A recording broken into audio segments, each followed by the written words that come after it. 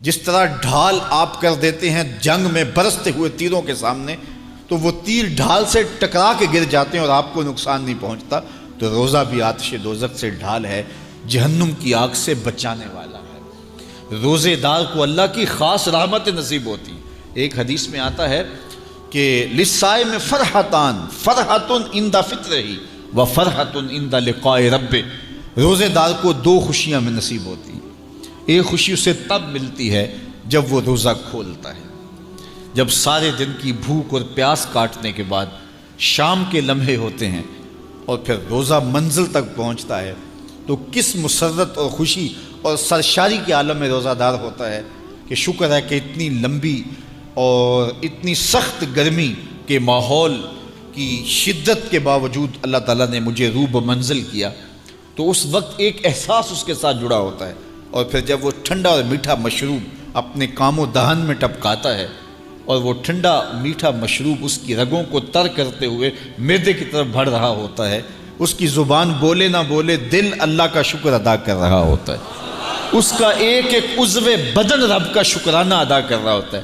وہ ٹھنڈا اور میٹھا مشروب رگوں کو تر کرتا ہوا آگے بڑھتا چلا جاتا ہے، لیکن شکرانے کا وہ پیکر بن جاتا ہے۔ وہ ایک مسرت، ایک خوشی کا عالم ہوتا ہے کہ روزہ بھی نب گیا، سارے دن کی تکلیف بھی کٹ گئی، اور اللہ نے مجھے افطار کے لمحوں تک پہنچایا۔ فرمایا روزے دار کو ایک خوشی تب ملتی ہے جب وہ روزہ کھولتا ہے، وَفَرْحَةٌ عِنْدَ لِقَاءِ رَبِّهِ، اور دوسری خوشی روزہ دار کو تب ملے گی جب روزے کے صلے میں اللہ اپنا دیدار عطا فرمائے۔ بنی آدم کے جتنے بھی عمل ہیں 10 سے لے کر 700 گنا تک اس کا ثواب اولاد آدم کو اس کا دیا جاتا ہے۔ جتنا گڑ ڈالو اتنا ہی میٹھا، تو بعض کو 10 گنا، بعض کو 70 گنا، بعض کو 100 گنا، بعض کو 700 گنا، تو 10 سے لے کر 700 گنا تک بندے کے اعمال کا صلہ دیا جاتا ہے۔ لیکن میرے حضور نے فرمایا لیکن روزہ جو ہے اللہ فرماتا ہے وہ میرے لیے ہے اور اس کا اجر میں خود عطا کروں۔ جب وہ خود عطا کرے گا تو کتنا عطا کرے گا؟ سخی اتنا بڑا ہو تو پھر کیا عطا کرے گا؟ بلکہ بعض نے اس کو عجزی بہی کی بجائے کہ فرمایا کہ الصوم لی وانا اجزا بہی، اس کو اجزا پڑا ہے بصیغہ مجہول کہ روزہ میرے لیے ہے اور اس کی جزا میں خود ہوں۔ باقی اعمال کی جزا جنت ہے، جنت کی نعمتیں ہیں اور بہت کچھ ہے، لیکن روزے کی جزا میں خود ہوں۔ اور جس کو وہ خود مل گیا پھر جنت میں مل گئی، جنت والا جو مل گیا پھر جنت بھی مل گئی، جنت کی نعمتیں بھی مل گئیں۔ تو روزہ اللہ کی خوشنودی کا ذریعہ ہے، اس کی رضا کا ذریعہ ہے۔ تو خوش نصیب لوگ روزے کی برکتیں حاصل کرتے ہیں۔ اور ایک روایت میں آتا ہے جب رمضان المبارک کا آغاز ہوتا ہے اللہ اہل ایمان کو، اپنے بندوں کو محبت کی نظر سے دیکھتا ہے، اور اللہ جس کو محبت کی نظر سے دیکھ لے پھر اسے کبھی عذاب نہیں دے گا۔ اللہ اکبر۔ تو یہ روزہ دار کے لیے اللہ کی کرم نوازیاں ہیں، اللہ کی رحمتوں کے اجالے ہیں جو اس کے اوپر برستے ہیں۔ تو میں اور آپ اس ماہ انور کو، اس ماہ نور کو اس طرح سے گزاریں کہ ہمارے اندر کے پاپ دھل جائیں، ہماری غلاظتیں گناہوں کی مٹ جائیں، ہمارا سینہ صاف ہو جائے، ہم اہل ایمان کے لیے کشادہ دل ہو جائیں، ہمیں جو ہے وہ جھوٹ سے، تکبر سے، بخل سے، ریا سے اور دیگر امور بد سے اجتناب کرنے کی عادت پڑ جائے۔ روزہ جو سکھانا چاہتا ہے ہم وہ اس سے سیکھ لیں، اور روزے کی برکات ضبط نفس کی صورت میں ہمیں نصیب ہو جائیں، تو ہم روزے کے بعد بھی، ماہ صیام کے گزرنے کے بعد بھی ایک نئی زندگی لے کر، ایک تازگی لے کر، ایک نور و روشنی لے کر کے جو ہے وہ معاشرے کے، اسلامی معاشرت کے ایک اہم فرد کی صورت کے اندر جو ہے وہ سامنے آئیں۔ تو اللہ اس ماہ صیام کی برکتیں ہمیں نصیب فرمائے۔ ہر سال مہینہ آتا ہے، گزر جاتا ہے، ہم پورا مہینہ بھوک کاٹتے ہیں اور پھر وہاں کے وہاں ہی کھڑے رہتے ہیں، تو پھر ہمیں سوچنا چاہیے، لیکن اگر تبدیلی آتی ہے تو پھر شکریہ ادا کرنا چاہیے۔ آج کی اس تاریخ میں ہم عزم کر کے اٹھیں کہ ہمارا یہ ماہ صیام ہماری زندگی میں ایک سنگ میل ثابت ہوگا، اور ہم ایک نئے بانکپن کے ساتھ، نئے عزم کے ساتھ یہ مہینہ گزاریں گے، اور ضبط نفس سیکھیں گے۔ اس مہینے سے اپنی آنکھوں پر پہرے بٹھائیں گے، اپنے خیالوں پہ قابو رکھیں گے، اپنی سوچوں کو آوارہ نہیں ہونے دیں گے، اپنی زبان سے ایک جملہ بھی غلط نہیں نکلنے دیں گے، نہ جھوٹ، نہ بہتان، نہ گالی، نہ سب و شتم، نہ شکوہ، نہ غیبت، نہ چغلی، اپنی زبان کو کنٹرول کریں گے، کیونکہ بہت سارے گناہ اس زبان سے ہوتے ہیں۔ لقمہ حرام سے اپنے آپ کو محفوظ کریں گے، اپنی آنکھوں پہ شرم و حیا کے پہرے بٹھائیں گے، اور یوں ایک پورا مہینہ جب ہمارا گزرے گا تو ضبط نفس کی جو عادت ہمیں پڑ جائے گی اس کو ہم بعد میں کام میں لائیں گے، اور پھر چند ماہ ایسے گزر گئے تو پھر ہمیں سرور بھی نصیب ہوگا، زندگی گزارنے کا لطف بھی آئے گا۔ اگر کوئی شخص یہ چاہتا ہے کہ اس کو عبادت میں سرور نصیب ہو تو وہ اپنی نظر کو غیر محارم کو شہوات سے دیکھنے سے محفوظ کر لے، اس کو سجدے میں سرور آنے لگ جائے گا، سجدے میں لطف آنے لگ جائے گا۔ اگر ہماری نظر ناپاکیزگی کا شکار رہتی ہے اور نظر جو ہے وہ طاہر نہیں رہتی، جلوت میں ہو یا خلوت میں، تو پھر ہمیں عبادت کا سرور کبھی بھی نصیب نہیں ہو سکتا۔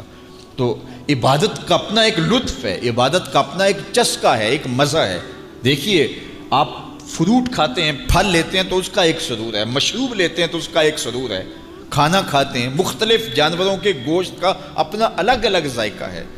تو جس طرح مختلف کھانوں کے ذائقے الگ ہیں، مختلف آوازوں کا تاثر اور ذائقہ اور لطف الگ ہے، اسی طرح عبادات کا بھی لطف ہے۔ سجدے کا الگ مزہ ہے، قیام کا الگ مزہ ہے، رکوع کا الگ لطف ہے، پھر اس کی کیفیات الگ ہیں۔ سجدہ گھر میں کریں تو لطف اور ملتا ہے، مسجد میں کریں تو لطف اور ملتا ہے، کسی صالح امام کے پیچھے نماز پڑھیں تو لطف کچھ اور ملتا ہے، اور اگر پیشانی کو حرم کی زمین مل جائے تو پھر لطف کچھ اور ملتا ہے۔ اسی طرح آپ کے دیگر اعمال، روزے کا ایک لطف ہے، ایک سحری کا لطف ہے۔ یار سحری اگر آپ اکیلے کریں تو اس کا مزہ اور ہے، کسی ہوٹل میں کریں تو اس کا لطف اور ہے، اور چولہے کے پاس بیٹھ کے ماں کے ہاتھوں سے پکی ہوئی چپاتیاں کھائیں اور سحری کا لمحے ہوں اور تہجد گزار ماں کے ہاتھوں سے پکے ہوئے پراٹھے کھائیں تو پھر سحری کا لطف کچھ اور ہے نا، سرور اور ہے۔ اچھا، آپ کو اپنے مرشد کے ساتھ بیٹھ کے شہد سحری کرنے کا موقع مل جائے تو اس کا لطف کچھ اور ہے۔ اسی طرح افطاری کا مزہ ہے، گھر میں کریں، دوستوں میں کریں، کسی صالح شخص کی صحبت میں کریں، لطف اور ہے۔ اور اگر افطاری کرنے کا موقع آپ کو گنبد خضرا کے سامنے نصیب ہو جائے، کھجور بھی مدینے کی ہو، دھرتی بھی مدینے کی ہو، اور سامنے سبز گنبد ہو، اور پھر کھجور مدینے کی کھا رہے ہو اور نظر حضور کے روضے پہ ہو، تو پھر افطاری کا مزہ کچھ اور ہوتا ہے نا۔ تو ہر عمل کا ایک لطف ہے، ہر عمل کا ایک سرور ہے، ہر عمل کا ایک حظ ہے۔ روزے کا الگ مزہ ہے، رکھنے کا الگ مزہ ہے، بھوک کاٹنے کا الگ مزہ ہے، پیاس کی شدت کا مزہ الگ ہے، کھولنے کا الگ مزہ ہے، تراویح کا الگ مزہ ہے، تلاوت کا الگ مزہ ہے، سجدے کا، قیام کا، رکوع کا، تشہد کا، قومے کا، جلسے کا، ہر عمل کا ایک لطف ہے۔ لیکن لطف نصیب کب ہوتا ہے؟ جب آپ کی نظر پاک ہوتی ہے۔ جب نظر پاک ہوتی ہے تو پھر ہم، نظر پاک نہیں ہوتی تو ہم ٹکریں تو مارتے ہیں لیکن عبادت کا سرور نہیں آ رہا ہوتا۔ سبحان ربی الاعلی جب بندہ پکار رہا ہوتا ہے، پیشانی بھی سجدے میں، اس کی ناک بھی سجدے میں، اعضائے بدنیاں بھی سجدے میں، اور ادھر سے پکار رہا ہے سبحان ربی الاعلی، مالک دیکھ کائنات میں مجھ سے نیچا کوئی نہیں، تیرے سے اونچا کوئی نہیں ہے۔ تو پھر سرور کیوں نہیں آئے گا، لطف کیوں نہیں آئے گا؟ مالک کی دہلیز پہ پیشانی رکھ کے رو رہا ہے، آنسو بہا رہا ہے، تو کیوں سرور نہیں آئے گا؟ لیکن یہ سرور تب آئے گا اگر نظر پاک ہوگی۔ آج کے موسم میں، آج کے دور میں نگاہیں بہت ناپاکیزہ ہو گئی، اور دور موجود کے اندر، اس سوشل میڈیا کے اندر، سوشل میڈیا نے لوگوں کی تنہائیاں بھی پاک نہیں رہنے دی۔ آج بند کمرے میں لوگوں کی نگاہیں اور لوگوں کی نظریں ناپاکیزہ ہو گئی ہیں۔ صاحب کیا زندگی یوں ہی گزار کے چلے جائیں گے؟ ہم یہ سمجھتے ہیں کوئی دیکھنے والا نہیں، کوئی تو ہے جو دیکھ رہا ہے، کوئی تو ہے کہ جو ہمارے ایک ایک عمل کا محاسبہ کرنے والا ہے، کوئی تو ہے جو ایک ایک عمل کا وزن کرے گا اور قیامت کے دن ترازو پہ سارے عمل تولے جائیں گے۔ تو کہیں ایسا نہ ہو کہ زندگی برباد کر لیں۔ زندگی خواہشات کا نام نہیں ہے۔ آپ اپنی ماں کے لیے کتنی خواہشات قربان کرتے ہیں، آپ اپنی اولاد کے لیے کتنی خواہشیں قربان کرتے ہیں، آپ اپنی بیوی کے لیے کتنی خواہشات کی قربانی دیتے ہیں، بہن بھائیوں کے لیے کتنی خواہشات کی قربانی دیتے ہیں۔ تو مالک کے لیے کوئی خواہش قربان نہ کریں، اور کہیں کہ مالک کا قرب مجھے مل جائے، یہ کیسے ہو سکتا ہے؟ اللہ کی محبت اتنی سستی تو نہیں ہے۔ یہ دنیا دار سے پیار کریں تو اس پیار کی بھی قیمت چکانی پڑتی ہے، کسی سے پیار کریں تو اس کا بھی کوئی آپ کو جو ہے وہ اس کی بھی قیمت دینی پڑتی ہے۔ تو اللہ کی محبت اور اللہ کا عشق اور رسول اللہ کا عشق کوئی اتنا سستا تو نہیں ہے کہ اس کی کوئی قیمت نہ دینی پڑے۔ اپنی خواہشات کی گردن پہ چھری پھیرنی پڑے گی، اپنی تمناؤں کو قربان کرنا پڑے گا، اپنی خلوت کو بھی پاکیزہ رکھنا پڑے گا، اپنی جلوت کو بھی پاکیزہ رکھنا پڑے گا۔ اور یہ روزہ سکھاتا ہے ہمیں، روزہ ہمیں سکھاتا ہے۔ ہمارے صوفیاء ایک مراقبہ کرتے ہیں اور اس میں وہ یہ مراقب ہو کے بیٹھ جاتے ہیں اور یہ سوچتے ہیں کہ میرا اللہ مجھے دیکھ رہا ہے، اور جب یہ احساس ان کے ساتھ جڑ جاتا ہے ہر وقت کہ میرا اللہ مجھے دیکھ رہا ہے، میں اس کی نگاہوں میں ہوں، تو پھر گناہ کرنے سے گریزاں ہو جاتے ہیں، چونکہ یہ احساس گناہ کرنے سے بندے کو بچاتا ہے۔ اور میرے حضور نے بھی ارشاد فرمایا، جب جبریل امین نے پوچھا کہ حضور احسان کیا ہے، تو حضور نے فرمایا کہ احسان یہ ہے کہ تو اللہ کی عبادت اس طرح کرے کہ تو اسے دیکھ رہا ہے، اور اگر یہ کیفیت نہیں ہے تو کم از کم یہ کیفیت ہو کہ وہ تجھے دیکھ رہا ہے۔ اور یہ اگر پوری زندگی میں پھیل جائے تو گناہ کرنا مشکل ہی نہیں، محال ہو جاتا ہے کہ میرا اللہ مجھے دیکھ رہا ہے۔ یہ نور، یہ چیز انسان کی زندگی میں گناہوں سے بچانے کا مؤثر ذریعہ ہے۔ آپ نہیں دیکھتے کہ 7ویں کوٹھڑی میں جب سارے دروازے بند کر کے بت کے اوپر بھی موٹا کھیس ڈال کے زلیخا بولتی ہے تلک یوسف اب تو آ جاؤ نا، اب تو کوئی نہیں دیکھ رہا، اب دروازے بھی بند ہیں۔ اس نے اپنے بت کے اوپر بھی کھیس ڈال لیا اور حضرت یوسف کو پکار رہی ہے، جوانے راہ نہ ہو، شباب کی جولانیاں ہوں اور حسن قدموں میں بچھنے کے لیے خود بےتاب ہو، ہاتھ جوڑ کے حسن خیرات مانگے جوان اور شباب سے، تو پھر اپنے جذبات کو کون قابو میں رکھے گا؟ لیکن جناب یوسف کیا بولتے ہیں؟ قال معاذ اللہ، کہ میں اللہ کی پناہ میں آتا ہوں۔ تو دروازے بند کر کے لوگوں کی نگاہ سے چھپ گئی اور اس پتھر کے مجسمے کی بے نور آنکھوں سے بھی حیا کرتی ہے اور کھیس ڈال لیا۔ تو اس جھوٹے خدا سے ڈرتی ہے تو میں اس سچے خدا سے نہ ڈروں جو 7ویں کوٹھڑی میں بھی دیکھ رہا ہے۔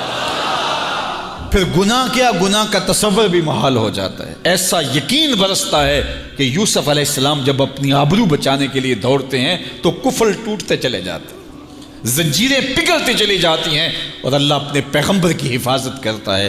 یہ یقین کہ میرا اللہ مجھے دیکھ رہا ہے، یہ زندگی میں حسن بھر دیتا ہے۔ یہ یقین زندگی میں گناہوں سے بچانے کا ذریعہ ہے، اور یہ یقین صوفیہ محنتوں سے حاصل کرتے ہیں۔ ماہ سیام میں اللہ اس یقین کو چھڑک دیتا ہے۔ کڑکتی دھوپ ہے، برستی گرمی ہے، بندہ پھر بھی پانی نہیں پی رہا، ٹھنڈا مشروب میسر نہیں لے رہا، کیوں؟ میرا اللہ مجھے دیکھ رہا ہے۔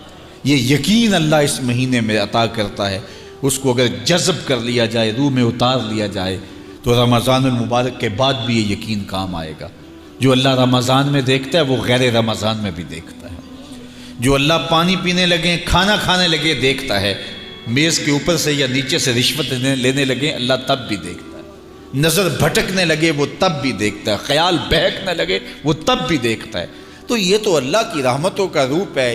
یہ نعمت بلا کسی اور کے پاس ہے کہاں جو اللہ نے اہل ایمان کو عطا کی ہے؟ روزہ تو من سوار دے، روزہ تو اندر کے میل اجال دے، روزہ تو اندر کی غلافتیں کھرچ دے، روزہ تو جو ہے وہ ضبط نفس کا کرینہ سکھا دے، روزہ تو اللہ سے ملانے کا طریقہ بتا دے، روزہ تو من کی روشنیوں کا ذریعہ ہو، روزہ تو پچھلے پاپ مٹا دے، آگے زندگی گزارنے کا ڈھب دے دے۔ تو یہ ایک ایسا نور ہے جس کے ذریعے ہم اپنی زندگی کو سنوار سکتے ہیں۔ اللہ مجھے آپ کو ماہ سیام کی برکت نصیب